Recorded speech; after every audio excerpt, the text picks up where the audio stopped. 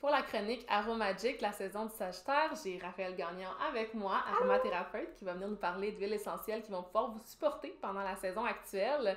Donc avant, on va se parler un petit peu de la saison du Sagittaire. Oui. Comment tu la vis, toi, en général, la saison du Sagittaire? Est-ce que c'est un moment... J'adore la saison du Sagittaire, j'adore les Sagittaires aussi. Cette énergie-là, là, ça vient vraiment me nourrir, me booster, là. Toi qui as des énergies de Gémeaux en plus, ça va peut-être te balancer ton Gémeaux un peu. Je pense que oui. Mais j'adore le Sagittaire, puis je ressens vraiment la connexion aussi à Jupiter, qui gouverne le Sagittaire, puis l'expansion, puis tout ce qui est l'abondance, l'optimisme, la chance. On dirait que je le sens vraiment là, dans ce signe-là quand la saison arrive. Là. Ouais, on dirait qu'on vient de passer justement une saison dans laquelle, on en parlait dans notre dernière chronique, dans laquelle on vient vraiment stagner, puis être dans nos émotions. Puis c'est comme là, on retrouve la lumière, puis c'est le temps justement d'être en expansion dans l'énergie de Jupiter, puis de comme, après qu'on ait toutes baigné dans nos émotions puis notre profondeur, ben on prend conscience puis on est genre en quête de sens à partir de ça, on a notre pourquoi qui est ancré profondément, puis on va aller ouvrir nos horizons puis essayer justement d'explorer le monde, de créer notre propre philosophie, de connecter aussi aux gens. Il y a une énergie qui est très spontanée, qui est très aussi impulsive dans l'énergie du Sagittaire. Ouais, on est dans la liberté, on veut comme, c'est ça, on veut être en expansion. Puis si on veut supporter cette expansion-là puis l'incarner à l'intérieur de nous, ben j'imagine qu'il y a des petites huiles aujourd'hui que tu vas nous partager. Exactement. Donc justement, vu qu'on émerge un peu là, de la noirceur du Scorpion, puis là on arrive dans une énergie de lumière, d'abondance, tout ça, ben on peut s'aider à incarner ça au quotidien. Étant donné que le Sagittaire, c'est un signe de feu, je travaille beaucoup pendant cette saison-là avec les huiles d'agrumes et les huiles plus spicy, là. Donc je pense notamment à l'orange, au pamplemousse, la cardamome, la bergamote. Ça fait tout feu, la cannelle, oui, c'est très feu, là. C'est comme, on dirait qu'on se fait un gros cidre chaud de feu. Donc, c'est des huiles que je vais utiliser en diffusion beaucoup, donc vraiment pour juste dans l'atmosphère là, de la maison, ça fait du bien. C'est super uplifting, comme on dit. Mais j'aime aussi me faire des fois, je peux utiliser des huiles comme déjà prêtes que je vais appliquer sur ma peau, mais des fois, je me fais des petits mélanges aussi. Puis on dirait que l'énergie du Sagittaire, j'aime ça l'incarner pendant cette saison-là, mais c'est une énergie des fois que j'ai envie de traîner avec moi dans d'autres moments de l'année, puis de me faire une espèce de blend d'ancrage qui est vraiment dans l'abondance, dans l'optimisme, dans la chance et tout. Ça me ramène dans cette énergie-là du Sagittaire. Fait que j'en profite pour me faire un mélange pendant la saison, pendant que je suis vraiment dedans. Vraiment, je m'en sens. La nouvelle lune serait une bonne idée, un beau petit rituel à tellement, faire. Là. Oh my God. Absolument. Ça m'inspire vraiment parce que moi, j'ai mon honneur en Sagittaire, puis c'est une énergie que j'aime vraiment beaucoup.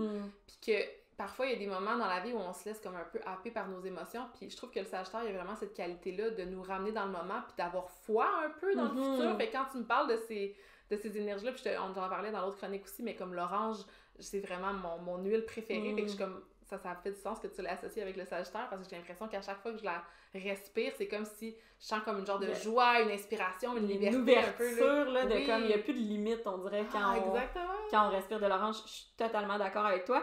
Puis quand on se fait des petits mélanges comme ça, personnalisés, là, vraiment selon le besoin du moment, c'est vraiment un bon moment aussi pour se choisir un mantra qu'on va se répéter toujours quand on va utiliser notre huile. Fait que ça vient vraiment augmenter la puissance de l'ancrage là, puis de se faire un mélange d'huile quand on est en train de vivre un beau moment, une belle expérience, une belle aventure.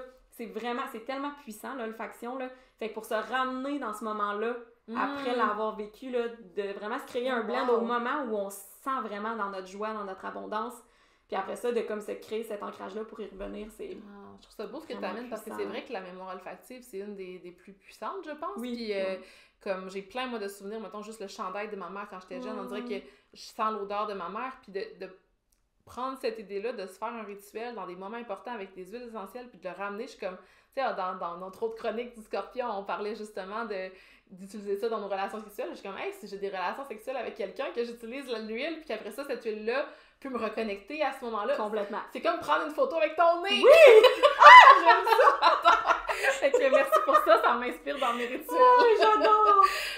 Est-ce que tu avais autre chose à rajouter pour le Oui, en astrologie médicale, le Sagittaire est associé aux cuisses et aux fesses. Puis une huile que j'adore utiliser sur cette partie du corps, soit en massage ou soit en brossage à sec, Tu sais, avec une brosse sèche là, pour la peau, là, ouais, on peut ajouter les huiles essentielles directement sur la brosse. Puis le pamplemousse, ça vient vraiment comme augmenter la circulation. Ah oui? Donc c'est vraiment hot, mais aussi le pamplemousse, c'est l'huile de comme pour se sentir badass dans son corps. Ah oui? Puis je trouve tellement que comme d'utiliser cette huile-là pendant cette saison-là, sur les cuisses, sur les fesses, c'est vraiment la femme powerful, sauvage, là. Ça fait aussi comme le Sagittaire, le cheval, il y a comme une ouais. genre de liberté. Là, ouais, cette espèce de force-là. Là, moi, si mettons, genre, là, je m'en vais dans mes questions personnelles dans notre chronique, mais bon, ça va peut-être aider certaines personnes, mais moi, j'ai tout le temps les cuisses puis les fesses tendues, OK? Comme faudrait que je me fasse masser les fesses en tout temps, comme les cuisses. Est-ce que comme ça aide avec la circulation, mais ça peut aider aussi à comme... Absolument. Je rajouterais même de l'huile de cyprès avec ça. Le cyprès aussi pour la circulation, c'est vraiment, vraiment efficace. Fait que ça peut être en massage, en brossage à sec. Fantastique combinaison. Pamplemousse et cyprès. Fait qu'est-ce que tu peux me redire la liste pour le Sagittaire, juste pour que les gens puissent noter? Oui, donc en fait, toutes les huiles d'agrumes et les huiles plus épicées, là, j'ai nommé tantôt la cannelle, la cardamome, puis dans les agrumes, on a l'orange, le pamplemousse, citron, bergamote. Ok, parfait. Mandarine verte aussi, je pense que c'est mon huile d'agrumes préférée. Oh, ça sent divinement bon. Ça donne envie. Oui. Puis si on veut venir un peu contrebalancer, parce que des fois, ça peut être même un peu étourdissant, là, cette énergie-là de... C'est la période des fêtes, là, on se prépare aux fêtes, comme c'est intense. Vraiment. Puis des fois, peut-être qu'on a besoin de se grounder un peu. Ben oui. Parce qu'on est tellement en expansion qu'on oublie de garder les pieds sur terre. Fait que dans ce cas-là, j'utilise plus des huiles de racines, des huiles de conifères, vraiment pour me ramener à la terre, venir me grounder. Le vétiver, c'est une huile extraordinaire pour ça. Donc, c'est ce que je recommanderais pour venir contrebalancer un peu, des fois, le over. Comment on utilise le vétiver pour se grounder? On le sent? On peut le sentir, on peut aussi l'appliquer en dessous des pieds. Toutes les huiles qu'on veut utiliser pour se grounder, c'est vraiment puissant de l'appliquer en dessous des pieds. Puis après ça, on peut même faire une visualisation de racines directement qui partent des pieds. Là. C'est vraiment puissant. Fait que c'est bon aussi à inclure dans nos méditations puis dans nos visualisations. Oui, tellement. Merci. Merci. Alors, bonjour tout le monde et bienvenue sur un nouvel épisode du podcast Décoder l'astrologie.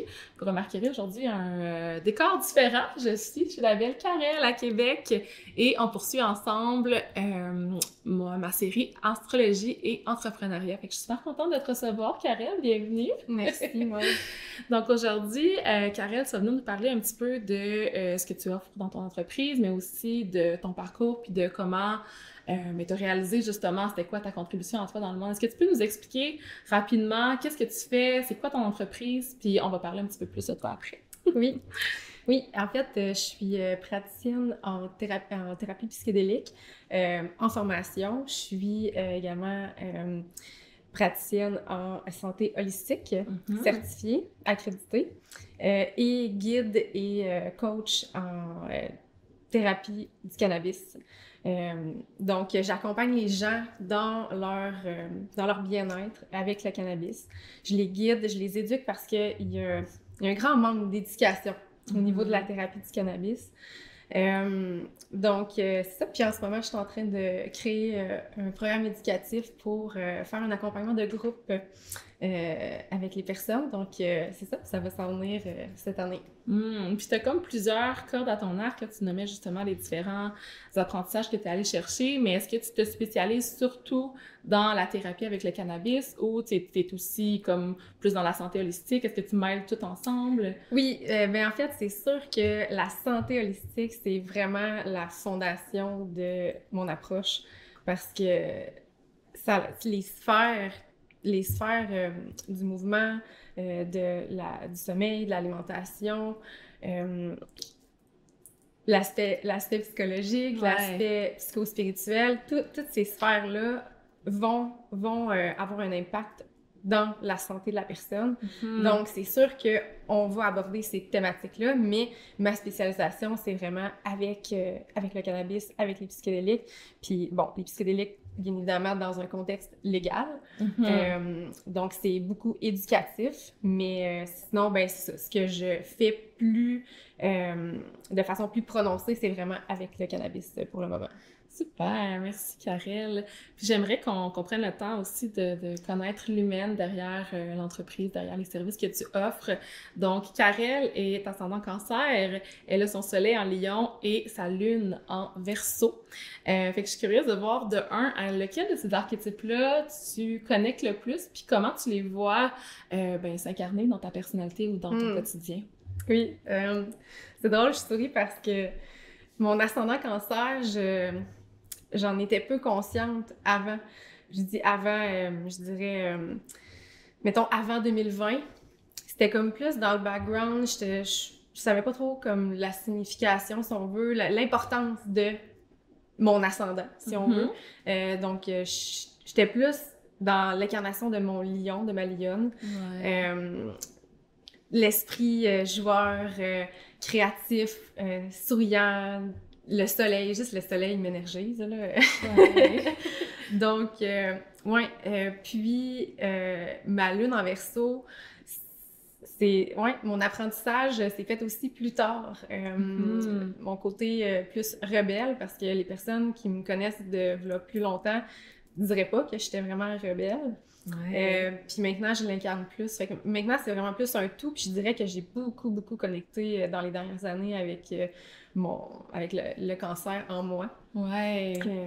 Puis le Verseau aussi, j'imagine aussi. Oui, tout à fait, exactement. Oui. C'est comme si tu as toujours été vraiment dans ton lion, puis que là, tu connectes un petit peu plus avec ta lune, puis ton ascendant en ce moment dans ta vie. Oui. Mais je suis sûre que le lion est encore là de toute façon. Puis je trouve ça intéressant d'emmener ce concept-là, parce que je vois déjà dans ta carte du ciel la raison du pourquoi certains archétypes prennent plus de place.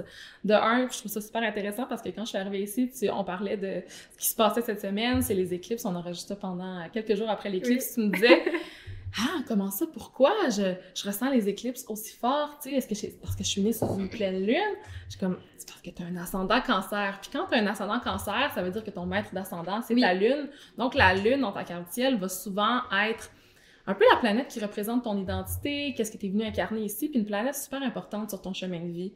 Mais toi, ta lune en Verseau, avec laquelle tu te connectais un petit peu plus tard, elle est en conjonction avec Saturne. Puis Saturne, ce qu'il vient faire, c'est comme éteindre, restreindre. Fait que quand tu as Saturne sur un de tes placements, c'est un placement qui est comme un peu réprimé. En plus que ces deux placements-là sont en conjonction dans la maison 8, des secrets, des choses cachées de ton subconscient. Fait qu'il y a déjà plein de liens. Puis en plus que ces deux placements-là sont aussi en conjonction avec Lilith, qui est ce qu'on réprime à l'intérieur de nous. Fait que je trouve ça vraiment intéressant que ça soit développé plus tard, tu sais. Oui, puis tu me fais réaliser que c'est vrai, j'ai eu mon retour de Saturne aussi en même temps de toutes mes réalisations que j'ai faites dans les absolument.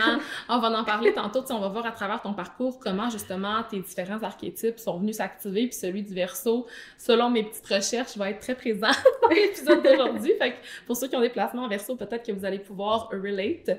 Fait que super, on va pouvoir commencer à plonger dans ta carte du ciel. Ta planète de carrière, en ayant ta maison 10 en Bélier, c'est Mars en Gémeaux dans la maison 12. Fait que là, j'ai envie qu'on approfondisse un petit peu plus ce que tu fais de manière concrète avec ce placement-là.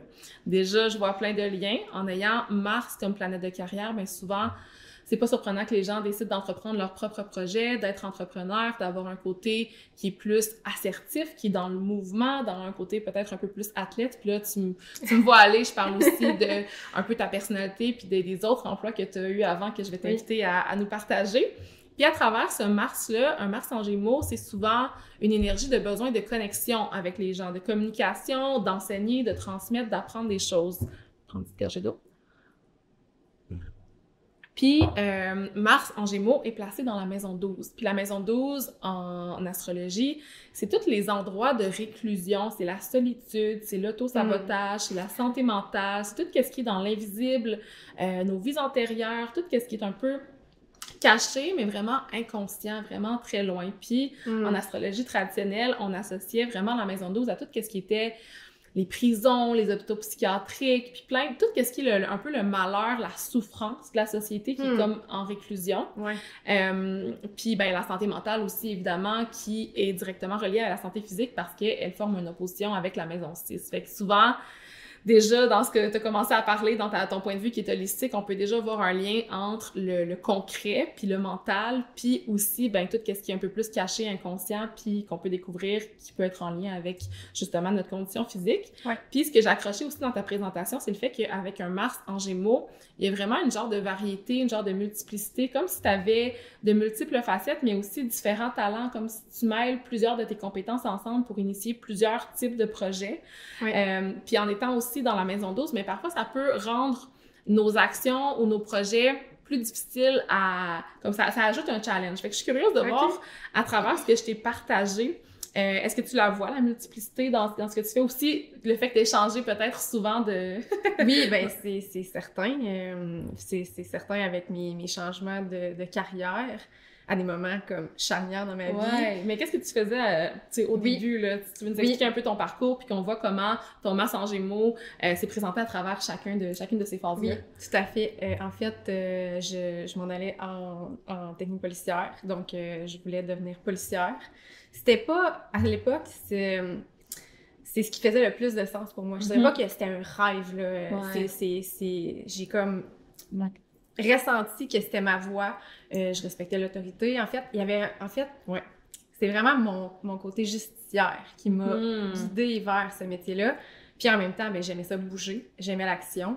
Mais j'étais autant artiste que sportive. Mais j'ai finalement choisi la voie de la police parce que à la base, je ne te l'ai même pas dit, mais j'étais en art plastique. Ah oui! Au cégep pour ma première session. Ouais. OK. Je voulais être graphiste. Ah, comme moi! Drôle, ouais. J'adore ça! Ouais. Souvent, l'énergie du lion, la créativité, tu sais, il était là, ton lion. Là. Exactement. Fait que j'avais quand même choisi les arts au départ, mais j'ai des barrières. Donc, j'ai fait, ben parfait, je vais choisir l'autre voie. Puis, ça a fonctionné, c'était fluide. Donc, c'est ça, c'était vraiment la justice qui m'a appelée à devenir policière. Puis, ben là, est-ce que tu veux qu'on parle de ma condition tout de suite? Ça va venir plus tard. Ben, on y va avec le flow, là. Si tu veux nous partager un peu ton expérience, c'est le bon moment. Oui, ben c'est ça. En fait, 2 semaines avant de m'en aller en technique policière, je déménageais de Québec à Saint-Anne-de-Bellevue. J'allais étudier en anglais. C'était un autre désir d'ajouter une corde à mon arc, de vraiment maîtriser mon anglais. Puis, juste avant, j'ai eu un diagnostic de condition auto-immune qui s'appelle Hashimoto. C'est une condition auto-immune, en fait, c'est notre système immunitaire qui est hyper vigilant, qui réagit à un agent activateur. Donc, ça peut être un virus, ça peut être une infection, tu sais, genre style bronchite, comme moi j'avais eu. Ça peut être un choc émotionnel. J'avais eu aussi un choc émotionnel. Et puis, par la suite, ben c'est ça, la façon que je l'ai découvert, c'est que je revenais à l'époque du programme Explore à Toronto. Puis j'avais quelque chose dans la gorge quand je suis revenue. Puis finalement, ben ça s'est pas résorbé. J'ai consulté, puis c'était une bronchite, fait que j'ai eu des antibiotiques. Puis pendant une semaine de temps, je dormais 20 heures sur 24, là, puis c'est pas exagéré, là, c'était vraiment ça. Si vous validez avec mes parents, là, je mangeais un repas par jour à ce moment-là parce que je dormais. Oh my God! Ouais. T'avais quel âge? J'allais avoir 18 ans. Okay. C'était juste avant, c'est ça, avant mes 18 ans. Puis, c'est ça, une semaine après, ça se résorbait pas. Là, je dormais. Oui, la gorge était correcte, là, tu sais, mais bref, finalement, c'est ça, j'ai consulté, puis prise de sang, condition auto-immune. Donc, c'est ça, juste avant de quitter, un gros changement dans mon expérience de vie, parce que c'est ça, j'avais pris 10 livres en une semaine. Moi, j'étais une athlète à ce moment-là. J'avais fait l'équipe de soccer 3 de mon collège où est-ce que je m'en allais étudier. Puis, puis dans le mois qui a suivi, j'avais pris au total 25 livres. Fait que, tu sais, ça a continué malgré l'hormone thyroïdienne qu'ils m'ont donné et tout. Fait que, bref, mon côté enquêteur, puis je vais y venir plus tard, mais mon côté enquêteur s'est développé à partir de là parce que je comprenais pas ce qui se passait. Puis, j'obtenais pas les réponses de mes guides, qui étaient mon médecin, mon endocrinologue. Tu sais, c'était plutôt limité dans l'éducation, l'information que je recevais. Donc, ben, étant fonceuse dans l'âme, mon oignon, je vais aller chercher les réponses moi-même. Donc, c'est ça. Tout en étudiant, je me suis mis à étudier sur ma condition. Puis, OK. Fait que t'as comme vraiment plongé dans tes recherches sur ta condition, puis c'est ça qui t'a fait découvrir ton côté un peu plus investigateur que t'as ensuite emmené dans justement ce que tu voulais faire dans le monde à ce moment-là. Puis même aujourd'hui, je suis sûre que ton côté investigateur, pour t'avoir parlé un petit peu, je l'ai vu quand même. Donc, je vais prendre une petite pause ici pour aller observer un peu le moment justement où est-ce que tu as découvert cette condition-là, puis le moment en même temps où est-ce que tu allais justement commencer ta technique policière. C'est comme si tout est arrivé en même temps. Puis souvent en astrologie, ben ça représente des périodes où est-ce que il y a des gros axes qui sont activés, il y a beaucoup de placements qui sont activés, puis ça vient affecter plusieurs secteurs de notre vie en même temps. Laissez-moi un petit instant, je vais juste aller voir tes 18 ans. Je suis curieuse de voir... OK, tes 18 ans. Fait que c'était vraiment après ta fête de 18 ans ou avant? Non, c'était juste avant. C'était comme une semaine avant. OK. J'étais quand même curieuse de voir parce que c'est comme si rapidement j'ai calculé dans ma carte vitale ta profection annuelle. Puis pour ceux qui ne savent pas, la profection annuelle, c'est cette idée-là qu'à chaque année, on a une planète, un signe puis une maison qui est activée dans notre carte selon notre âge. À 18 ans, selon mes calculs rapides, on rentre dans une année de maison 7, mais l'année juste avant, c'est une année de maison 6, qui est la maison qui est reliée à la santé physique. Donc souvent, tout ce qui est maladie, conditions, tout ce qui est comment on prend soin de notre santé, notre routine, tout ça, c'est la maison 6. Fait qu'à ce moment-là, tu étais dans une année de maison 6, puis quand tu es entré dans ton année de maison 7, après à tes 18 ans, là, c'est devenu un petit peu plus relationnel. Fait que peut-être que tu avais besoin de plus d'aide, peut-être, des gens autour de toi, ou qu'il y avait beaucoup de choses à régler, mettons, là. Oui, puis le paradoxe, c'est que j'avais quitté la maison familiale. Ouais. Donc, j'étais dans un tout autre environnement, avec des colocs en résidence. J'avais jamais... Oh my God, ça devait être quand même intense. Puis, où est-ce que je m'en allais après ça? Excuse-moi, j'ai comme perdu mon été. Tu parlais des maisons. Oui, je parlais des maisons. La maison 6, c'était ton année. Puis après ça, je voulais te poser une question. Ah, ça me gosse que je l'ai oublié.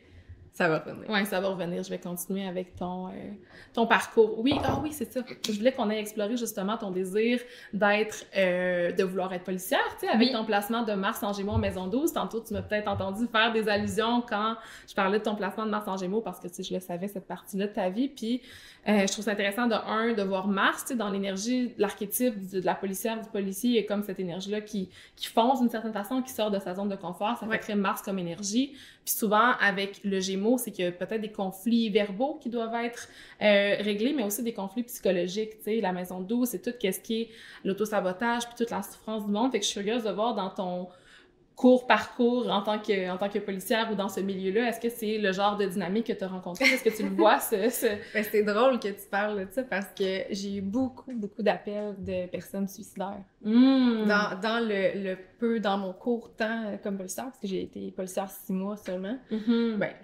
je vais pas à le diminuer non plus, là, mais quand même, là. C'est ça, j'ai quand même eu beaucoup d'appels avec des gens en détresse psychologique. Puis c'est ça, mon côté justicière, c'était comme de vraiment de venir en aide, de protéger les gens. Tu sais, bon, il y a d'autres rôles dans la police, comme donner l'étiquette, mais tu sais, c'est pas ça là, qui m'appelait. Moi, c'était vraiment de défendre les gens qui étaient vulnérables. Ouais. Donc, je vois vraiment ça dans ta lune en Verseau, qui est dans la maison 8. Puis la lune en Verseau, c'est vraiment, tu sais, la lune, c'est comment on veut prendre soin, qu'est-ce qui nous tient à cœur, qu'est-ce qui est important pour nous émotionnellement. Puis l'énergie du Verseau, c'est souvent le signe qu'on appelle, tu sais, l'humanitaire, celui qui veut le bien collectif. Puis avec Saturne qui est là, il y a une genre de rigidité qui peut être présente à travers ça. Tu sais, oui, le Verseau, on dit souvent qu'il sort des normes, qui fait son propre chemin, qui est unique, tu sais, qui va dans son weirdo intérieur. Mais quand Saturne est là, c'est comme si ça vient le limiter d'une certaine façon, puis ça le met dans une boîte. Fait que c'est comme si, à travers ton chemin, évidemment, cette boîte-là, je pense qu'elle a été quand même explosée. Mais c'est comme si ton désir, justement, de soutenir les gens, il était déjà à travers ça. Puis, en plus, dans ta carte du ciel, ta lune forme un trigone avec ton Mars. Fait que c'est comme si ce besoin-là de faire évoluer le collectif puis de soutenir le collectif venait nourrir, justement, ta mission dans le monde, de prendre action, peut-être avec la parole. Tu disais que tu avais des appels. Fait que je trouve que ça fait très Gémeaux, communication avec quelqu'un que tu voyais pas, maison 12. Tu sais, le suicide aussi, c'est relié à la maison 12. Fait que c'est comme, wow! Puis je suis curieuse de voir, toi, personnellement, tu sais, parce que là, on parle de ce que tu fais, mais est-ce que toi, c'est venu t'affecter sur tes propres émotions, ton propre processus psychologique? Est-ce que ça a laissé des traces? j'avais quand même un grand sang-froid. C'est comme... Saturne qui était là. Okay. C'est comme t'as les deux, quand t'as la conjonction Lune-Saturne, des fois, tu peux être dans ta Lune plus comme dans... OK, je veux vraiment prendre soin des autres, mais des fois, si Saturne est là, c'est comme ça te met une limite aussi à ressentir. Ben, c'est pas que je ressentais pas, mais je dirais que c'est comme si j'étais... Comment dire? J'étais dans mon rôle, puis j'étais là pour l'autre, puis... Fait que c'est comme si c'est pas après que je ressentais ce que j'avais absorbé. Ouais. Quand je retournais chez moi, là, c'est comme si je prenais conscience, mais quand j'étais dedans... Ouais, dans le moment présent, t'étais comme dans, justement, ton incarnation de Saturne, c'est comme une figure d'autorité qui est là, tu sais, pour prendre soin, mais qui laisse pas nécessairement entrevoir sa vulnérabilité. Tu sais, le Verseau, c'est pas ça non plus. Le Verseau, c'est très intellectuel, c'est pas nécessairement dans les émotions, fait que peut-être que tu le ressentais, mais c'est ça, plus par toi-même, dans la solitude, j'imagine aussi. Oui, t'sais. exactement. Parce qu'avec un maître de carrière qui est Mars dans la maison 12, ben, j'imagine aussi que ta carrière pouvait t'emmener toi-même des challenges, puis que même à certains moments, ben, ta carrière a pu être une façon de te saboter ou de venir te faire vivre des souffrances. Je sais pas comment tu as pu l'expérimenter. Ouais, ben les souffrances, le sabotage, je sais pas, faudrait que j'y réfléchisse. Ouais. Mais des fois, quand tu t'épuises, mettons, à certains moments. C'est là que je m'en allais exactement. Ouais. C'est comme si les emplois auxquels j'ai été appelée à faire, c'est comme si le corps, l'environnement, les limites, les exigences me limitaient et m'amenaient à m'épuiser. Parce que tu voulais tellement faire avec Mars comme planète de carrière. Tu veux faire plein de choses en même temps aussi avec le Gémeaux. Puis la maison 12, c'est l'inconscient. Fait que tu le fais sans te voir toi-même, puis tu vas jusqu'à te brûler. Des fois, il y a ça avec Mars. Ouais. Je trouve ça vraiment intéressant, puis je viens d'avoir justement mon idée vers laquelle je voulais aller tantôt, fait que je vais l'aborder maintenant. Quand on parlait justement de ton année de maison 6, puis de ton année justement où est-ce que t'as appris ta condition. Quand on va aller voir un petit peu plus sur les conditions de santé dans la carte du ciel, ou même des conditions, ça pourrait être de santé mentale, santé physique, on va voir le maître de la maison 6, qui va plus nous parler de... C'est drôle parce que la maison 6, c'est pas drôle, mais comme il y a un lien à faire, parce que la maison 6, c'est nos tâches au travail, un peu qu'est-ce qu'on fait dans notre travail, ou à quoi ressemble notre quotidien au travail. Puis notre quotidien même tout court à la maison. Puis la maison 6, c'est aussi notre santé physique, tout ce qui est les accidents, les maladies, les conflits, nos routines quotidiennes, comment on prend soin de nous. Puis toi, ton maître de maison 6, donc la planète qui gouverne ces thématiques-là dans ta vie, c'est Jupiter en Vierge. Puis quand Jupiter est en Vierge, on dit qu'elle est en détriment parce qu'elle est dans un signe qu'elle est moins confortable. Fait que souvent, quand on a un maître de maison 6, dans une position un peu moins confortable, ça peut emmener justement certains challenges dans notre vie. Okay. Je trouve ça intéressant parce que Jupiter, c'est une planète qu'on appelle bénéfique. Fait que quand Jupiter est challengé, c'est comme, il y a quand même quelque chose de beau à travers ça. Fait que c'est comme si je vois toutes les souffrances que tu as vécues sûrement dans ton corps, puis dans justement les impacts que ça crée dans ta vie, comme étant quelque chose qui t'a fait grandir aussi, tu sais. Puis Jupiter en Vierge, ben je vois aussi ton archétype de l'investigateur, tu sais, qui veut analyser, faire des recherches, tout comprendre, parce que Jupiter, qu'est-ce qu'il cherche? C'est faire du sens. C'est comme de trouver sa vérité à travers les recherches, à travers la communication, à travers l'enseignement, la transmission. Fait que c'est comme si, autant dans ta planète de carrière, Mars en Gémeaux, maison 12, puis on dit Mars en Gémeaux, il y a aussi un côté mercurien qui recherche, qui transmet, puis tout ça. Fait qu'il y a comme vraiment une essence d'enseignant dans ce que tu fais, puis je le vois aussi dans ta planète qui gouverne ton travail au quotidien et ta santé, comme si les deux étaient étroitement reliés. Fait que je trouve ça vraiment on point. Puis tu parlais un peu plus tôt d'hypervigilance. Tu sais que ça peut être quelque chose qui est causé par l'hypervigilance ou comme qui est en corrélation avec comment tu vis ta vie. Puis tu as aussi Vénus, qui est l'autre bénéfique, qui est ton bénéfique dans ta carte du ciel, qui est avec Jupiter dans la maison 3. Puis Vénus, quand elle est en Vierge, elle est aussi dans une position moins confortable, qui est Vénus qui est en chute. Je trouve ça intéressant parce que j'ai les deux mêmes placements moi aussi. Là. J'ai Vénus en Vierge et Jupiter en Vierge. Moi, c'est dans la maison 12, toi, c'est dans la maison 3. Puis dans la maison 3, c'est souvent...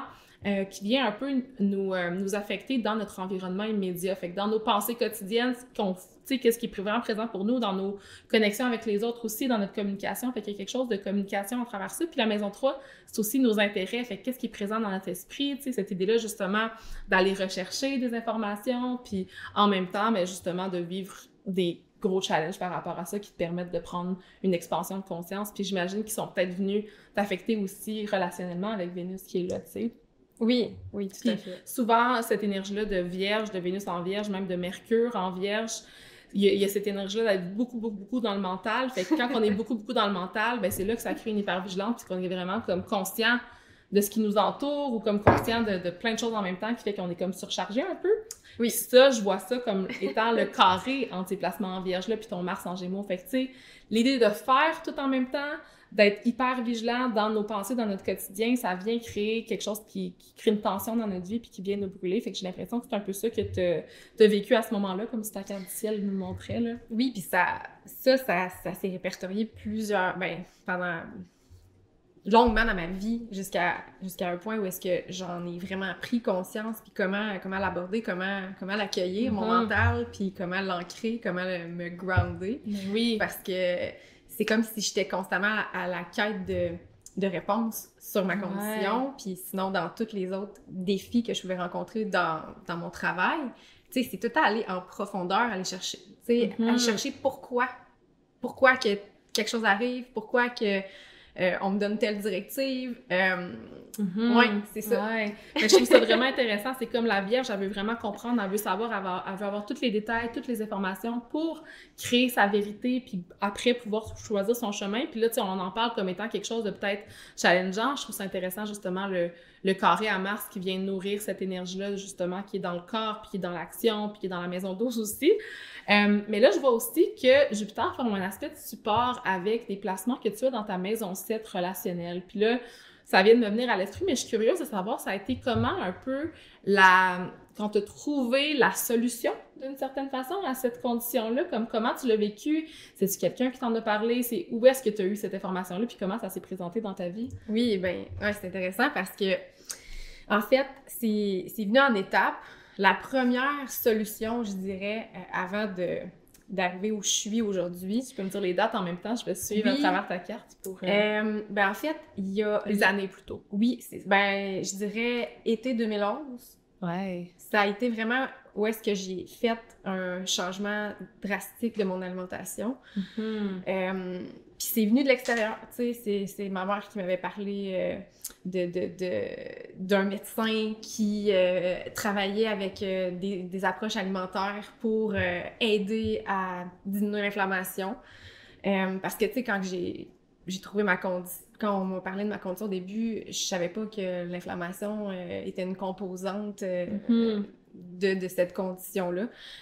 Puis c'est ça, j'ai pris beaucoup de poids au début, malgré le fait que j'étais une athlète puis je mangeais relativement bien, mais bon, à ce moment-là, j'incluais quand même des produits transformés parce que j'avais pas encore eu mon éveil, mon déclic de ce côté-là. C'est ça, fait que ça a été une première solution alternative qui a vraiment grandement fonctionné.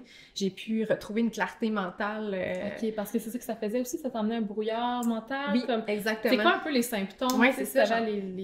C'est ça, j'en ai pas parlé, mais en fait, c'est étant donné que mon système attaque ma glande thyroïde, je tombe en hypothyroïdie. Puis ce que ça crée, l'hypothyroïdie, c'est que ça ralentit pas mal tout dans le corps. Donc, le métabolisme et tout le reste. Donc, un brouillard mental, fatigue, froid, c'est genre plein de symptômes physiques, mais beaucoup impactés par le stress, le manque de sommeil, mauvaise récupération du corps quand on s'entraîne, une moins grande résilience, tu sais, à tout qu'est-ce qui est dépassement des limites, là. Ouais.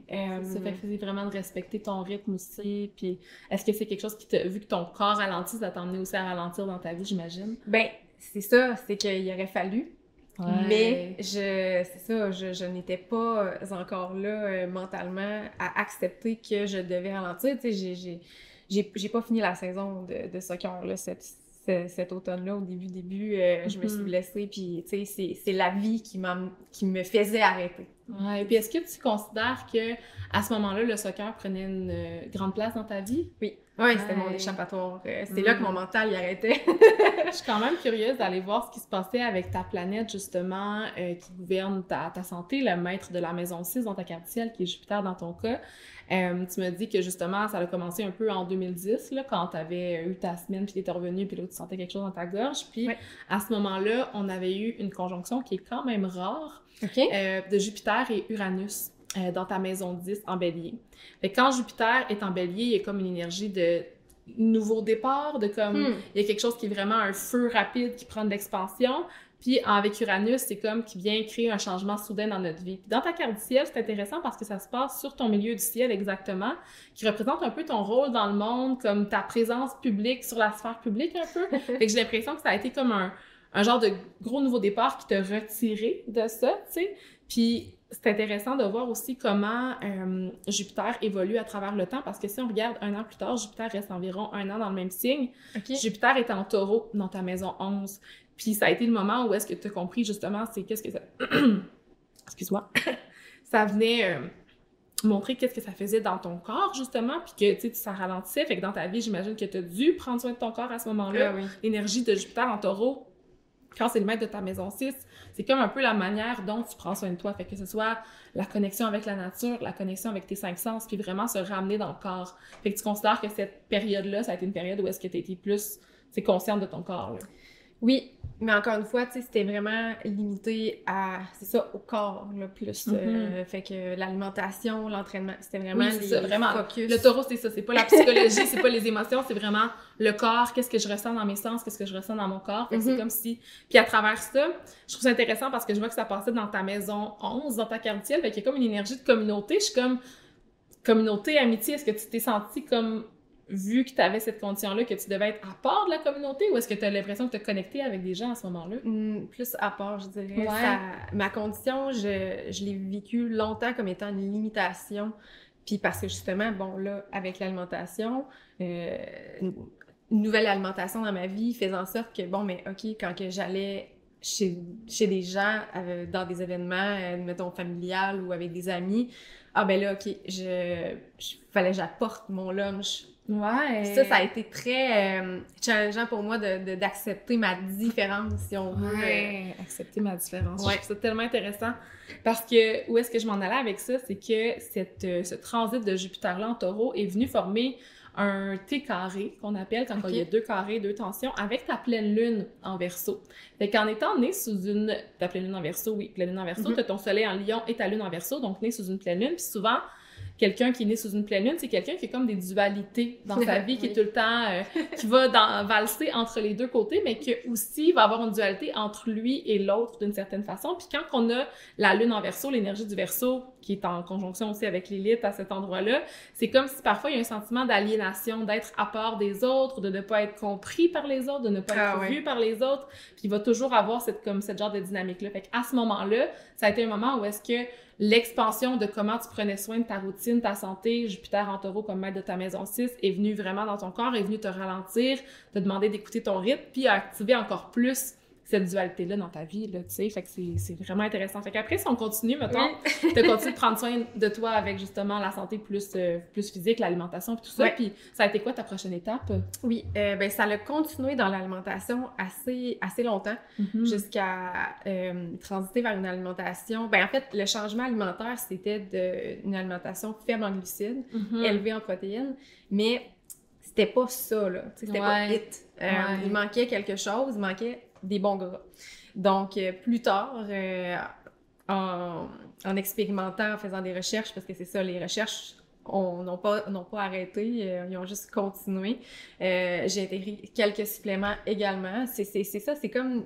J'ai penché plus vers les solutions alternatives parce que les autres solutions, soit que ça fonctionnait pas ou que il y en avait pas. Vraiment. Notre système de santé, parfois, hein, je sais pas si tu as des expériences challengeantes avec le système. Oui, tout à fait, parce que c'est comment dire, c'est une autre partie de mon histoire, c'est apprendre que ma condition était mal comprise par le système lui-même. Ouais. Qu'on voyait ça comme de l'hypothyroïdie, point, et non une condition auto-immune qui impacte le système au complet. D'où la composante d'inflammation. C'est donc, bref, c'est ça, j'ai continué à faire mes recherches. Puis là, j'ai découvert l'alimentation cétogène plus tard, quelques années plus tard. Ça, c'était en 2017. Je sais pas si tu vois quelque chose de ce côté-là, mais ça a été vraiment ce qui m'a amené la plus grande qualité de vie avant de trouver... Est-ce que tu dirais que ça t'a fait te sentir un peu plus libre dans ta vie? Oui. Oui. C'est quand même intéressant parce que je regarde justement les transits. Souvent, quand on veut regarder ce qui se passe dans notre vie de manière plus globale, tu sais, plus annuelle, on va aller voir les transits des planètes un peu plus lentes. Puis, à ce moment-là, on avait Saturne qui est en Sagittaire dans ta maison 6, maison de la santé. Fait que c'est comme de venir restructurer pour créer plus de liberté dans ta vie, tu sais. Comme ce qui était plus en service aussi à quelque chose qui faisait du sens peut-être pour toi avec la maison 6. Ouais, c'est intéressant. Ben, tout à fait, parce que, tu sais, c'est ça, on pourrait le voir de l'autre côté que, c'est encore plus restrictif comme alimentation. Mais non, quand que... La restriction qui crée la liberté. Saturne en Sagittaire. C'est exactement ça.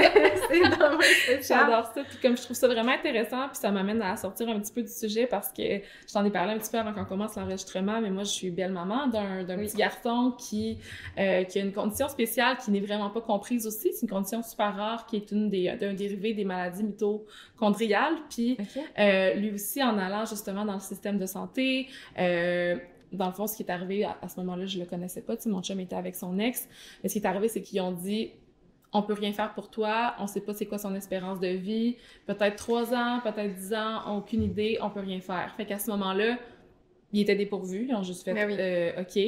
Puis là, ils ont vraiment fait des recherches, vraiment intensément, comme toi, d'aller vraiment dans les petits détails. Il y avait sûrement une énergie de vierge à quelque part. D'ailleurs, mon beau-fils, il est vierge. Fait que c'est quand même intéressant. C'est ça, faut le rechercher, il faut le comprendre. Il y a comme cette énergie-là. Puis ils ont fini par trouver justement des thérapies holistiques qui incluaient la diète cétogène, la diète keto et le cannabis dont tu vas parler dans un instant. Puis ça a été, tu sais, il faisait 6 crises d'épilepsie par nuit. Puis maintenant, depuis ça, il en fait 0, là. Puis comment ça, le système de santé a aucune idée, comme... Que quand j'entends des histoires comme ça m'active vraiment. Puis pour faire le parallèle astrologique, je trouve ça super intéressant parce que toi, clairement, Saturne, Lune, Lilith en Verseau en maison 8, genre ton côté un peu holistique qui veut sortir aussi du système un peu, il est là. Mais moi, dans ma carte du ciel, mon Saturne en Verseau, c'est le placement qui est associé à mon beau-fils. Fait que c'est comme... Puis pendant la pandémie, c'est devenu mon beau-fils. Fait que ça a été le moment où est-ce que ça a été activé. Puis je sais que toi aussi, en 2020, il y a eu des choses qui ont été activées par rapport à justement ce que tu fais dans le monde. Fait que j'ai hâte qu'on puisse en voir les liens. L'archétype du Verseau est très, très présent.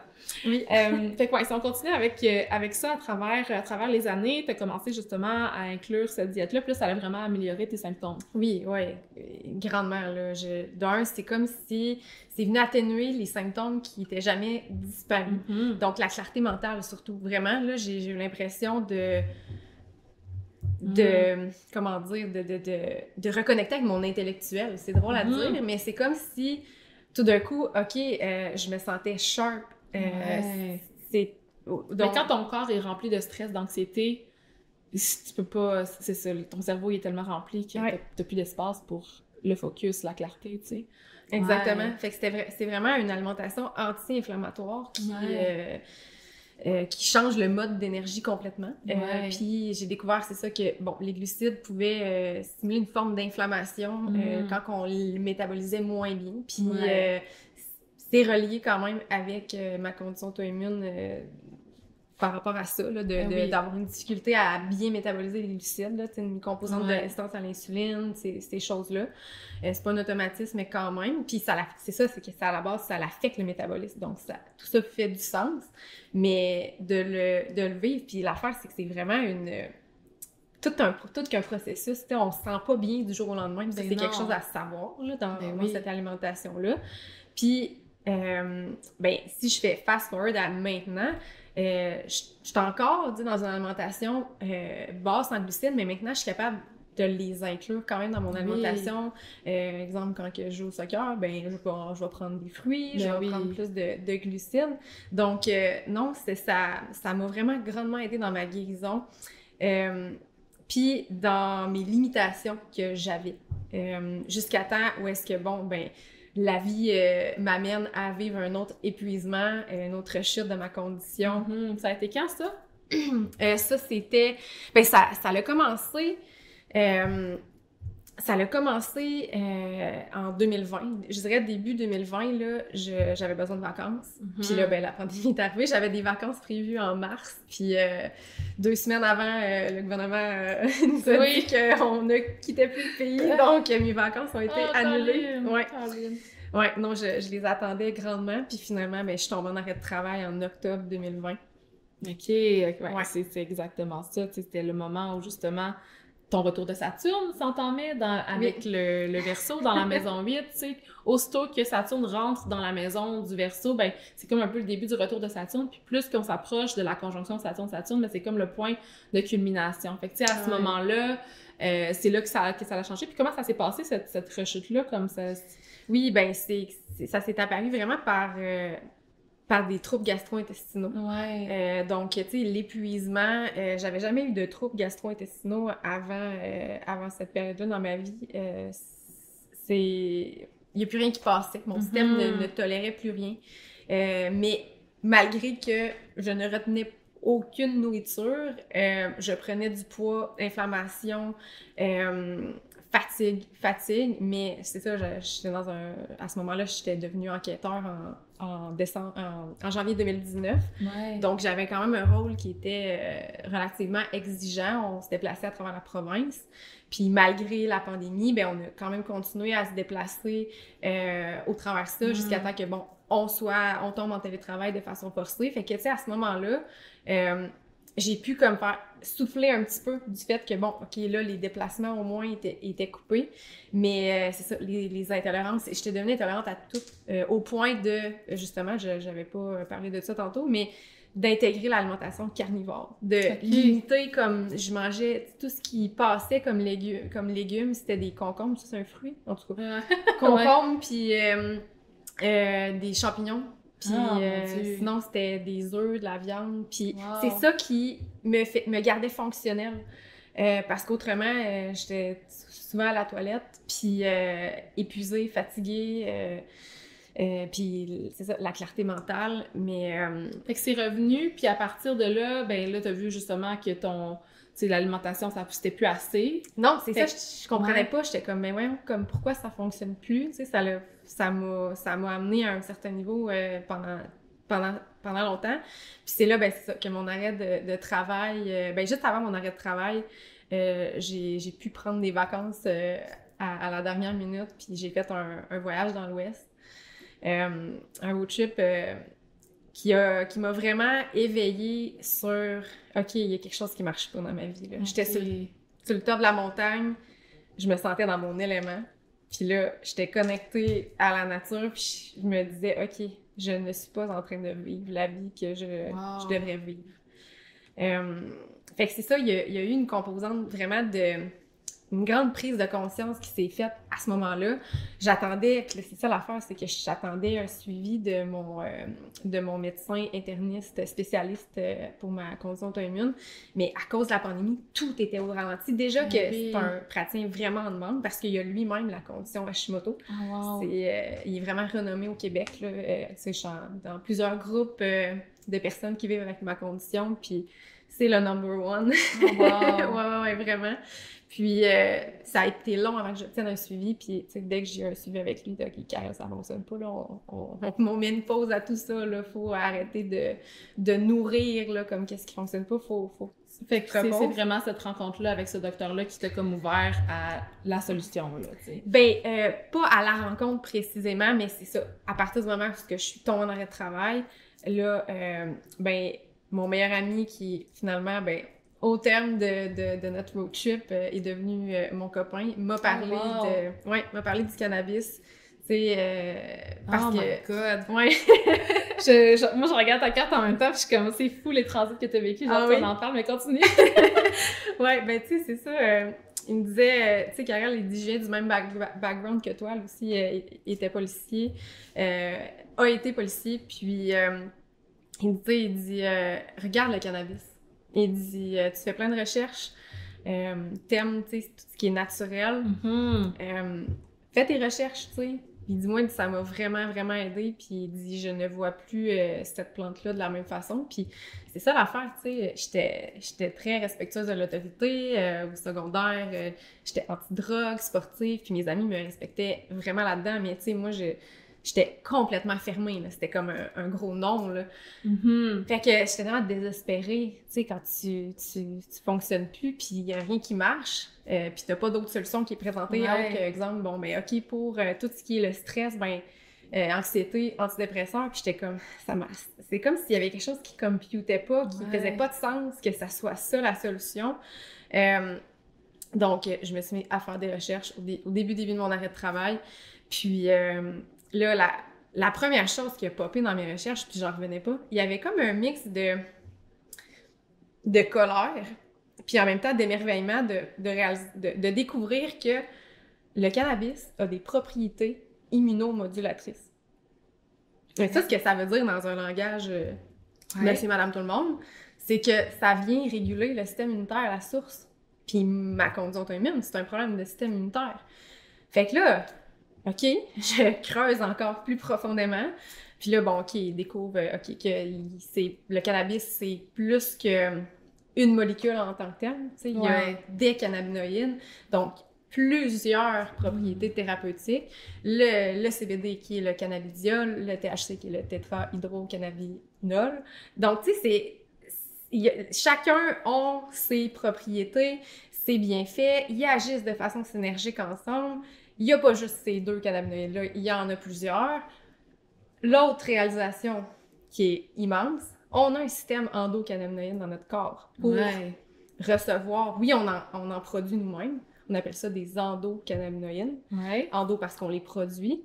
Mais notre système endocannabinoïde est aussi fait pour les recevoir, les phytocannabinoïdes qui sont produits par la plante du cannabis. Fait que là, ça m'a ouvert comme un...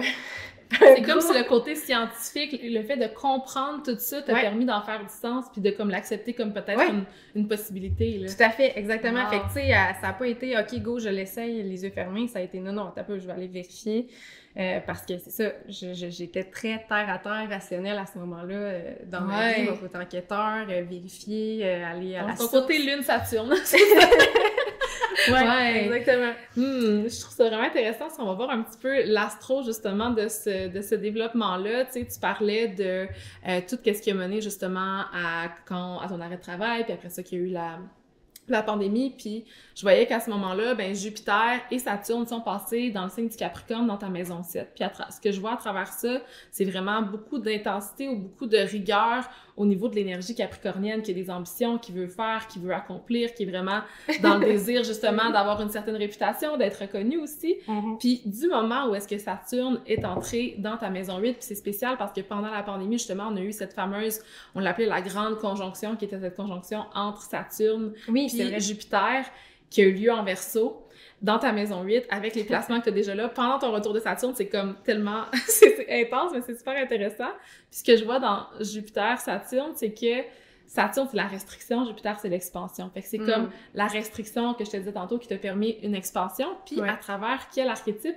À travers l'archétype du Verseau. De un, intellectuel, scientifique, celui qui veut comprendre, mais celui aussi qui veut comprendre outside the box, en dehors des normes puis du système de la société. Ça a été un moment où est-ce que ton axe Soleil en Lion, Lune en Verseau a été activé parce que dans l'énergie du Lion, il y a comme le désir d'être aimé, d'être connecté avec son cœur, puis d'être vraiment, pas nécessairement dans notre vision de la vie, nos idéologies, plus de connecter de manière, j'ai envie de dire, c'est ça, vraiment dans le cœur. Fait que parfois, il y a cette dualité-là entre le Lion et le Verseau, que le Verseau, lui, il y a vraiment peut-être des idées fixes, c'est un signe fixe, c'est un signe qui est dans l'intellect aussi. Puis le Lion, lui, est plus dans des sentiments, mettons, qui sont fixes. Fait que parfois, tu vas valser entre les deux, ça, c'est sûr. Mais dans le Verseau, c'est comme d'être capable, justement, d'ouvrir son esprit. Fait que je vois cette conjonction-là de Saturne et de Jupiter comme étant le moment qui est venu ouvrir ton esprit à une façon différente de voir les choses, puis qui t'a emmené, qui a activé un peu ta dynamique de vie, tu sais. Saturne, Lune, Lilith, pour moi, c'est de libérer un tabou qui est réprimé. La maison 8, c'est les tabous, c'est les secrets, c'est aussi tout ce qui est nos profondeurs psychologiques. Fait que tout ce qui était présent en toi par rapport peut-être au stigma, peut-être par rapport au propre jugement qu'en tant que personne anciennement plus conservatrice avait sur justement ce côté-là plus tabou de la société. C'est comme un peu venu renverser l'énergie, j'ai l'impression. C'est exactement ça. Je trouve ça, c'est vraiment intéressant. Puis tu sais, je vais retourner un petit peu dans le passé parce que je l'ai pas nommé tantôt. Je trouve ça intéressant qu'en 2010, qui a été le premier moment où est-ce que tu es entré en contact avec ta condition, on avait la planète Neptune qui était sur ces mêmes placements-là en Verseau. Puis la différence quand on a Neptune à cet endroit-là, c'est qu'il y a comme une énergie de flou, d'illusion. On sait pas ce que c'est. Il y a quelque chose qui se passe, c'est différent, ça sort de l'ordinaire, Neptune en Verseau.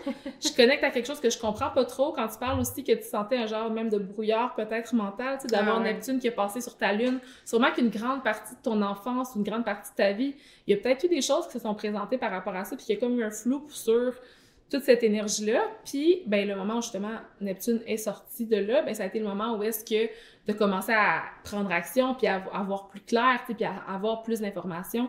Fait que c'est comme si à chaque fois qu'il y a des grands changements par rapport à soit ta carrière, soit ta condition, il y a tout le temps cet axe-là qui est activé dans ta carte. Je trouve ça genre malade. Ouais, mais ça avait vraiment plein de sens.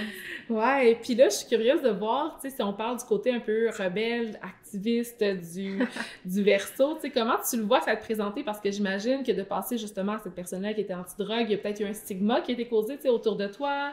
Comment tu le vis en général? Ben, maintenant, c'est parce que c'est ce que j'ai découvert au fil de mon expérience, c'est que quand on assume quelque chose, ça change automatiquement la perception des gens.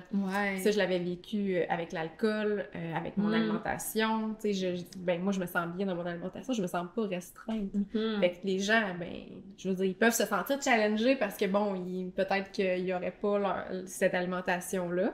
Même chose avec l'alcool, tu sais, je me faisais challenger, un petit verre. Non, c'est correct, j'ai bien du fun, merci. Je suis bien. Mais c'est aussi d'accepter d'être différent des autres, tu sais, quand tu le fais, puis que tu t'affirmes, tu sais, reprise après reprise, c'est comme si tu viens l'incarner, puis je te vois vraiment dans cette incarnation-là, depuis ton retour de Saturne encore plus, j'imagine. Tu sais, quand on a Lilith en conjonction avec un de nos placements, puis pour ceux qui ont peut-être pas écouté mes épisodes sur Lilith, qui m'ont pas peut-être entendu en parler, Lilith, c'est vraiment un archétype qui vient réprimer tout ce qui est pas accepté par la société au niveau du féminin.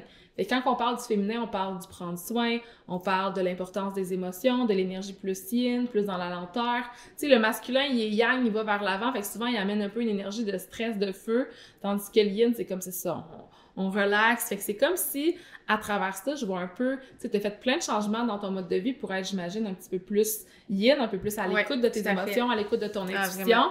Ça a été le moment de ta vie, ton retour de Saturne, ou qu'en même temps de vivre ton retour de Saturne, tu as vécu une libération de ta Lilith, puis d'aller justement vers l'avant, puis de comme l'incarner d'une façon qui peut aider les gens aussi, là. Tout à fait. C'est ça, j'ai accepté. Ça a été beaucoup... Tu sais, oui, OK, bon, j'avais accepté ma condition avant, mais pas au degré auquel je l'ai accepté maintenant, depuis justement mon arrêt de travail. Tout le travail s'est fait pendant ces années-là.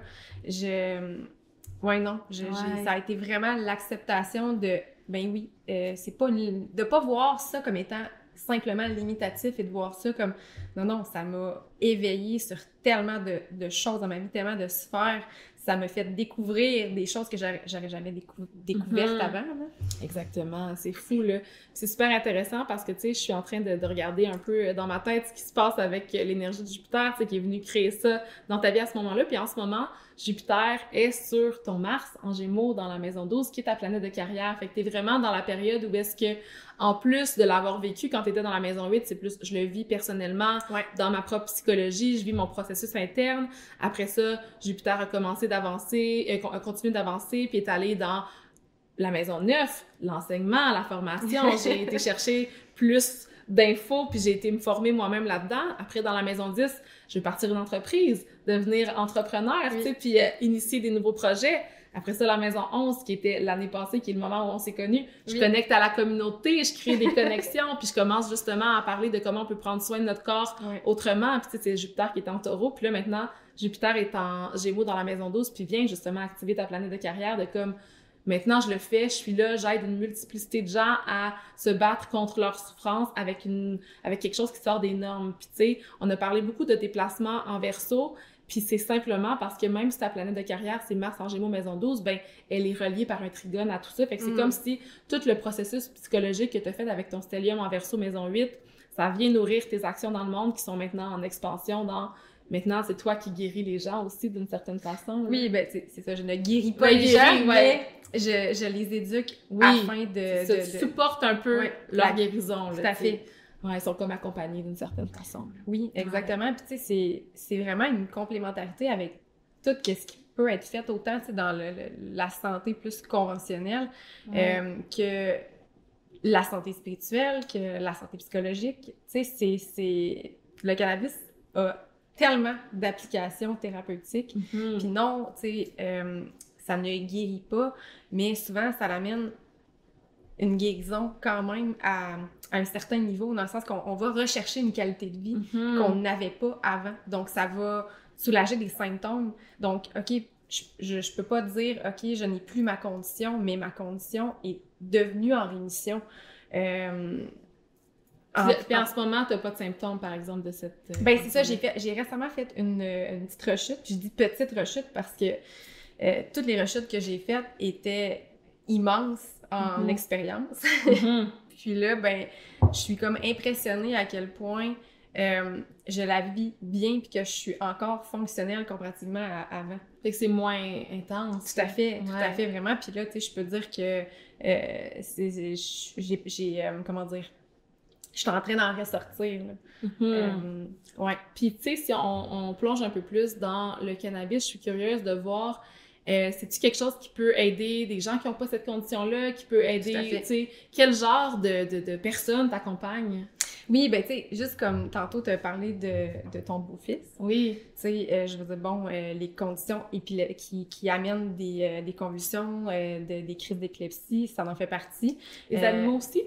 Oui, ben les animaux ont un système endocannabinoïde, donc tu sais, c'est même c'est-tu les insectes? En tout cas, les animaux ont un système endocannabinoïde, donc oui, aussi, moi j'en donne à mon chat du CBD. Ça l'a grandement aidé quand il y a eu des problématiques. Mais donc, c'est ça, c'est autant des symptômes que des conditions qui amènent des symptômes, c'est parce que c'est ça, je veux dire, la science, le système de santé ne reconnaît pas que le cannabis va guérir. Puis je dis ça, ne reconnaît pas, mais il y a quand même beaucoup d'études qui démontrent les applications thérapeutiques, mais non, ça ne va pas guérir totalement, mais ça l'aide. Ça aide les symptômes. Grandement, exactement. Donc, tu sais, c'est utilisé conjointement, tout dépendant des médecins s'ils en parlent ou pas, ou si, mettons, c'est les patients, les personnes qui vont faire leur recherche puis qui voient que, ben OK, j'ai un cancer, ça peut être utilisé conjointement avec de la chimiothérapie pour tu peux mélanger médecine traditionnelle et cannabis ou médecine holistique, là, tu sais. Exactement. C'est sûr que, bon, on doit faire des recherches pour voir les interactions, parce que oui, il peut y avoir des interactions, mais les interactions restent quand même très minimes. Avec le CBD, par exemple, il y en a, mais il faut vraiment arriver à des grandes doses pour que ça vienne vraiment causer, ben vraiment venir interagir négativement avec les médicaments. Puis souvent, ben, ce que ça l'amène, c'est à réduire certaines médications. OK, fait que pour que justement la plante puisse faire son travail puis prendre plus de place un peu dans ce processus-là de guérison. C'est ça, exact. Donc, tu sais, tout ce qui est anxiété, troubles de sommeil, troubles gastro-intestinaux, l'inflammation, la douleur, fait que ça peut aider des conditions autant plus qui sont plus dans la santé mentale que la santé physique, que, tu sais, même, j'imagine, psychologique, spirituelle, presque. Est-ce que tu es connecté à ces parties-là de la plante, comme plus, tu sais, j'ai souvent entendu parler d'une vision un peu de connecter avec l'esprit de la plante. Oui, comme... oui, tout à fait. Ma première expérience, j'ai vécu une expérience spirituelle, un éveil spirituel, une expérience psychédélique même. Je l'avais pas compris comme ça à ce moment-là, parce que, tu sais, justement, une expérience psychédélique, c'est ineffable. Ça ne se décrit pas en mots, tellement que c'est expérientiel. Donc, c'est plus tard, quand que mes intérêts ont naturellement basculé vers les autres psychédéliques, parce que ce que les gens ne savent pas nécessairement, c'est que le cannabis a des propriétés psychédéliques. Puis des fois, est parfois appelé comme un psychédélique mineur. Je savais pas. Oui, tout à fait. Puis c'est ça, c'est en apprenant, en étudiant que j'étais comme, OK, mais c'est une expérience psychédélique, en fait, que j'ai vécu ma première expérience avec le cannabis. Wow. C'est que ça nous connecte vraiment à notre corps. Ouais. C'est vraiment somatique. Donc, tout le psychosomatique, on tombe dans le présent, puis je me rappelle, tu sais, comment ça s'est présenté. Est-ce que tu te souviens, c'était quand? Je suis curieuse. Oui, c'est le 6 novembre 2020. OK. Je vais aller mettre la carte juste par curiosité. Ouais, puis à ce moment-là, j'étais dans une cabine au Yukon. Oh, wow, OK, au Yukon! Oui. Est-ce que tu sais c'était vers quelle heure? En soirée. En soirée, je dirais vers, tu sais, peut-être 9h. J'ai mis 8h, mais ça va revenir au même. C'est vraiment très intéressant. Ouais. Ouais, on avait mis des petites lumières rouges avec des chandelles et tout. Puis, wow. Je me rappelle, j'ai compris à ce moment-là, quand les effets ont commencé, tu sais, c'est ça l'affaire, c'est que c'est venu par étapes, ça a commencé dans mon ventre. Puis là, c'est comme, j'ai ressenti un apaisement que j'avais pas ressenti, je veux dire que je me rappelle pas avoir ressenti auparavant.